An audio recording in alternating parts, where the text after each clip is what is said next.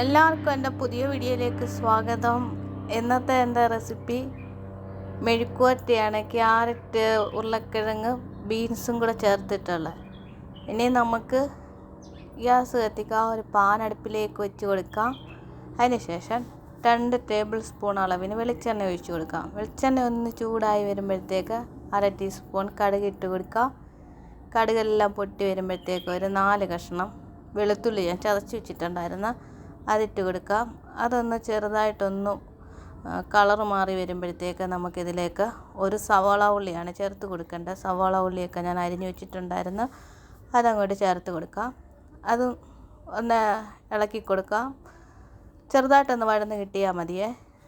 അതിന് ശേഷം ഇതിലേക്ക് നമുക്ക് കുറച്ച് കറിവേപ്പിലയാണ് ഇട്ട് കൊടുക്കേണ്ടത്. കറിവേപ്പില ഈ സമയത്ത് നമുക്ക് ഇട്ട് കൊടുക്കാം. കറിവേപ്പിലയും കൂടെ ഒന്ന് ഇളക്കി കൊടുത്തതിന് ശേഷം നമുക്കിതിലേക്ക് പൊടികളാണ് ചേർത്ത് കൊടുക്കേണ്ടത്. സാധാരണ നമ്മൾ മെഴുക്കുവരട്ടി വെക്കുമ്പോൾ പച്ചമുളക് അങ്ങനെയൊക്കെ അരിഞ്ഞിട്ടല്ലേ മെഴുക്കുവരട്ടി വെക്കുന്നത്. ഇത് പുതിയൊരു രീതിയിലുള്ള മെഴുക്കുവരട്ടിയാണ്. 1/4 ടീസ്പൂണ് മഞ്ഞൾപ്പൊടി ഇട്ട് കൊടുക്കാം. മഞ്ഞൾപ്പൊടിയുടെ പച്ചമണമൊക്കെ ഒന്ന് മാറി വരുമ്പോഴത്തേക്ക് നമുക്കിതിലേക്ക് 1/2 ടീസ്പൂൺ അളവിന് ചില്ലി ഫ്ലേക്സ് ഇട്ട് കൊടുക്കാം. എരി വേണ്ടിയവർക്ക് 1 സ്പൂണ് ഇട്ട് കൊടുക്കാവുന്നതാണ്.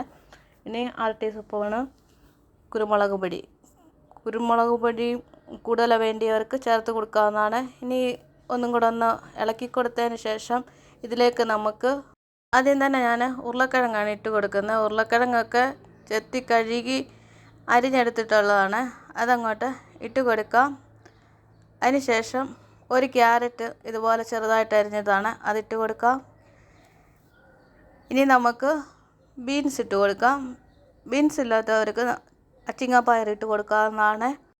1/2 ടീസ്പൂൺ ഉപ്പിട്ട് കൊടുക്കാം. എല്ലാം കൂടെ നല്ലതായിട്ട് ഇളക്കി കൊടുക്കുക. നമ്മളൊക്കെ ആണെങ്കിൽ അച്ചിങ്ങാപ്പയറും ഉരുളക്കിഴങ്ങൊക്കെ തനിയല്ലേ മെഴുക്കുവരട്ടി വെക്കുന്നത്. ഇതുപോലെ ഇനി ഒന്ന് തയ്യാറാക്കി നോക്കുക. അടിപൊളി ടേസ്റ്റാണ് ഈ ഒരു മെഴുക്കുവരട്ടിക്ക്. നമുക്ക് 1/2 കപ്പ് വെള്ളം ഒഴിച്ച് കൊടുക്കണം. നമ്മളിപ്പോൾ ഇങ്ങനെ ഇളക്കിക്കൊണ്ടിരുന്നതുകൊണ്ട് ഏകദേശമൊക്കെ ഒന്ന് വഴന്ന് വന്നിട്ടുണ്ട്. ഇനി ഒരു 1/2 കപ്പ് വെള്ളത്തിൻ്റെ ആവശ്യമുള്ള ഇത് വെന്ത് കിട്ടാനായിട്ട്. ഇനി ഒന്ന് ഇളക്കി കൊടുത്തതിന് ശേഷം നമുക്കൊരു 15 മിനിറ്റ് ഒന്ന് വേകാനായിട്ട് നമുക്കിനി ഇത് അടച്ചു വയ്ക്കാമേ. ഇനിയും 15 മിനിറ്റിന് ശേഷം വേണം ഇതിന് തുറന്ന് നോക്കാനായിട്ട്. ഇനിയിപ്പോൾ നമുക്കൊന്ന് തുറന്ന് നോക്കാം. നമ്മുടെ മെഴുക്കുവരട്ടി ഇവിടെ റെഡിയായി കിട്ടിയിട്ടുണ്ട്. എല്ലാവരും ഒന്ന് ഇത് ട്രൈ ചെയ്ത് നോക്കണം. എന്നിട്ട് കമൻ്റ് അറിയിക്കുക. വീഡിയോ ഇഷ്ടപ്പെട്ടാൽ ലൈക്ക് ചെയ്യുക, സപ്പോർട്ട് ചെയ്യുക, സബ്സ്ക്രൈബ് ചെയ്യുക, മറ്റുള്ളവർക്ക് കൂടെ ഷെയർ ചെയ്ത് കൊടുക്കുക.